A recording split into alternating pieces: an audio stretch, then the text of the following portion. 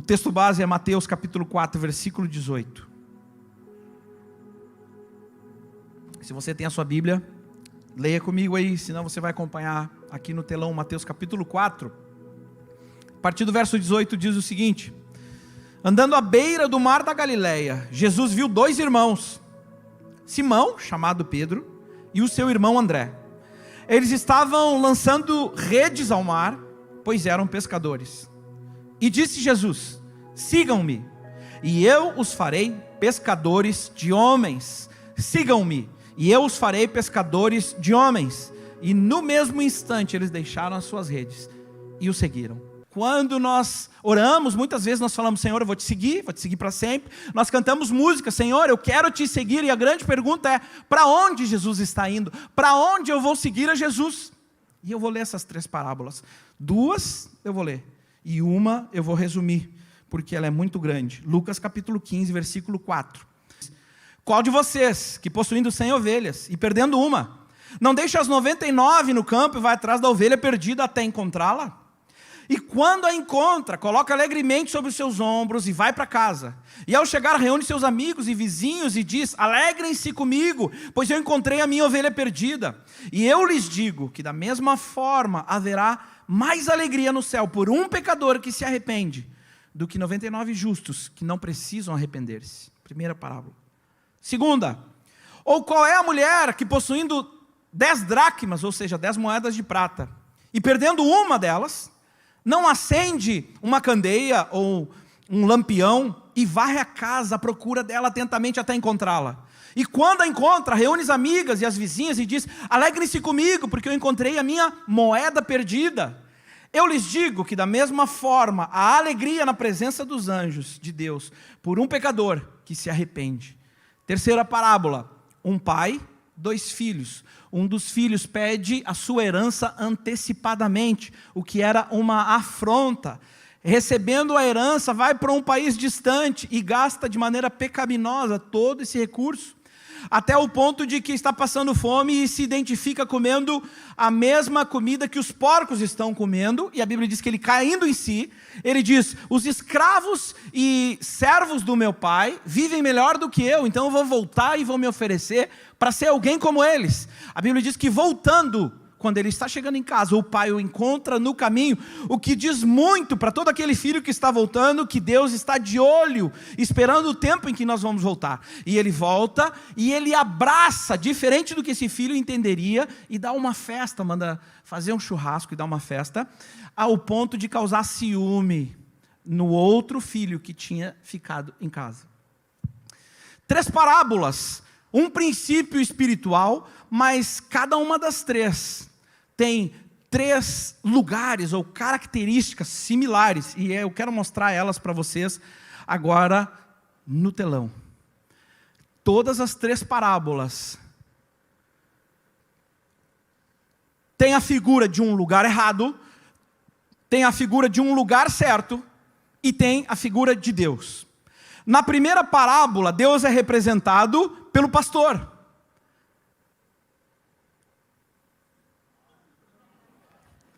Na segunda parábola, Deus é representado pela mulher. E na terceira parábola, Deus é representado pelo pai. Ok. Agora, tem uma figura que está no lugar errado. Na primeira parábola, quem está no lugar errado é a ovelha perdida.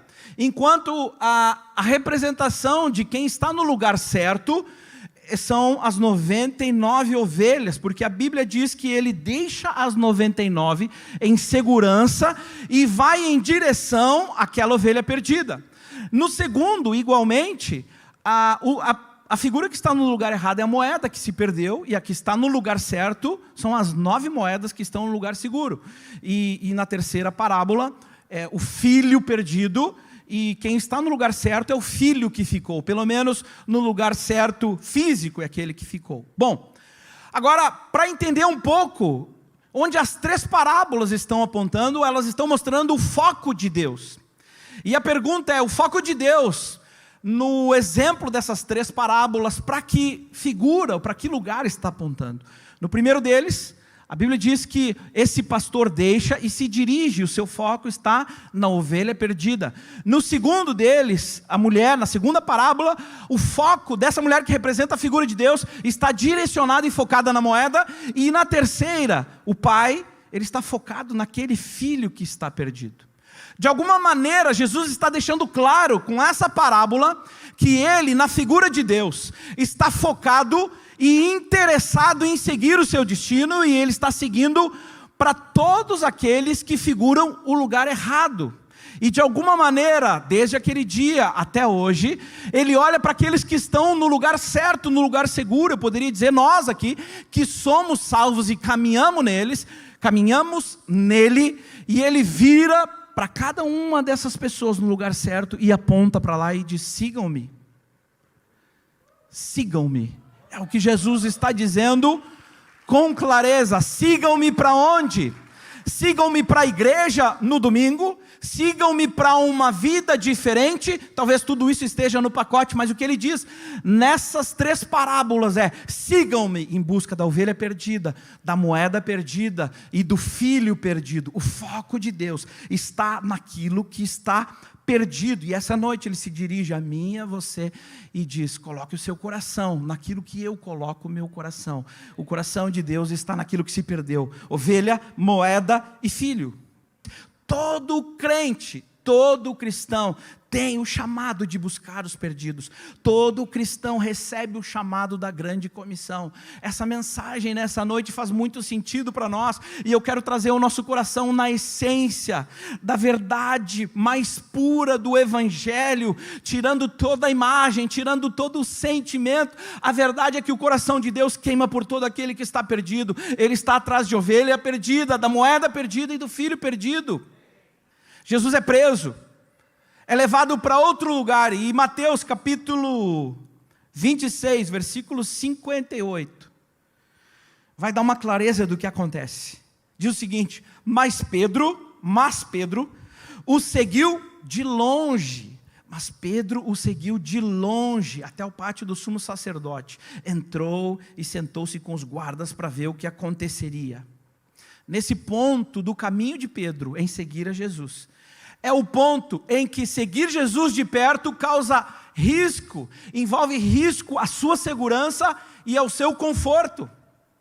Tecnicamente ele está seguindo a Jesus, mas ele está seguindo de longe. E quando você está seguindo de longe, as suas prioridades começam a focar na sua segurança, no seu conforto, nos seus planos e no seu futuro. Porque toda vez que nós seguimos Jesus de longe, além das prioridades não serem mais as prioridades de Jesus e passarem a ser a nossa, nós mudamos a maneira que nós enxergamos outras pessoas.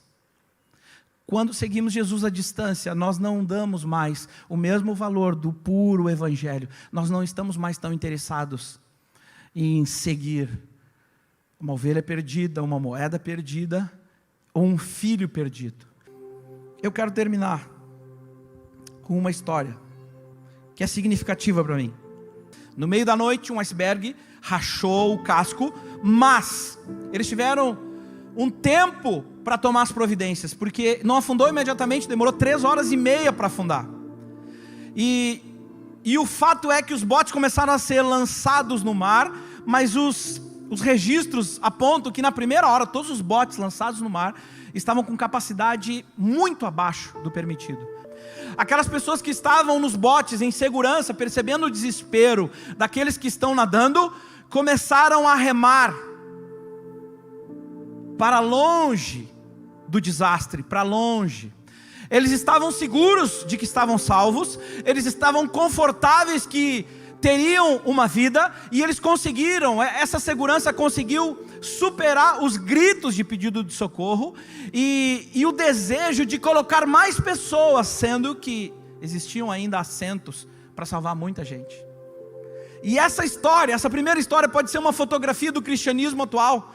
Muitos de nós podemos estar agora com a segurança de sermos salvos, com a segurança de sabermos que estamos indo para o céu, e somos amados, e entendemos a nossa identidade, e de alguma maneira os nossos olhos ficarem cegos, nossos ouvidos espirituais ficarem tapados, e nós não escutamos o desastre que pode estar acontecendo logo à nossa frente. Pessoas ao nosso redor estão morrendo, perdidas, e estão condenadas a uma vida eterna sem Deus.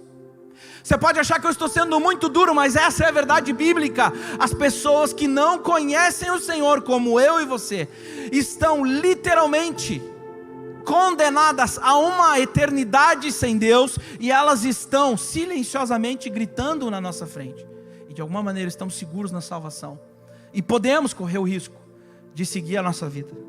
E aí entra a história do herói do Titanic. A bordo do Titanic tinha um homem chamado John Harper. E a história conta que ele passou a bater nas cabines, e vocês devem lembrar da história, que por 3 horas e meia eles não acreditavam que o navio afundaria, e ele começou a bater nas cabines dizendo: mulheres, crianças e aqueles que não conhecem a Jesus, corram para os botes. O navio afunda, junto com centenas de pessoas. John Harper é jogado naquela água gelada, e à medida que ele percebe que os botes estão indo embora, e a certeza de que ele vai morrer naquele lugar, o discurso dele muda, e o seu grito muda, agora mais urgente, é uma guerra. Ele começa a citar Atos capítulo 16, versículo 31, que diz: creia no Senhor Jesus e será salvo. E várias pessoas relataram ter ouvido esse homem gritando: creia no Senhor Jesus e será salvo, creia no Senhor Jesus e será salvo, creia no Senhor Jesus e será salvo. Nós temos nessa história 2 versões do cristianismo. Você tem 2 perspectivas na história do Titanic. A primeira é em que você está salvo, e você está feliz, e você está confortável com a vida que você leva, está tudo bem, e você considera mais importante o seu conforto, os seus desejos, os seus planos e tudo aquilo que você tem sonhado para a sua vida, e de alguma maneira os seus ouvidos não escutam os gritos e as necessidades. E a segunda perspectiva que eu quero trazer nessa noite é que nós, como igreja, nós podemos, nessa segunda versão, sermos os John Harpers da nossa geração. Nós podemos ser aquelas pessoas que não julgam a sua vida mais importante, que não julgam os seus planos mais importantes, que não julgam o seu conforto, seja ele físico, emocional, financeiro, seja ele qual for. O nosso coração está colocado no lugar certo, o coração da missão de Jesus. O nosso coração pode estar focado em perseguir ovelha perdida, moeda perdida e filho perdido.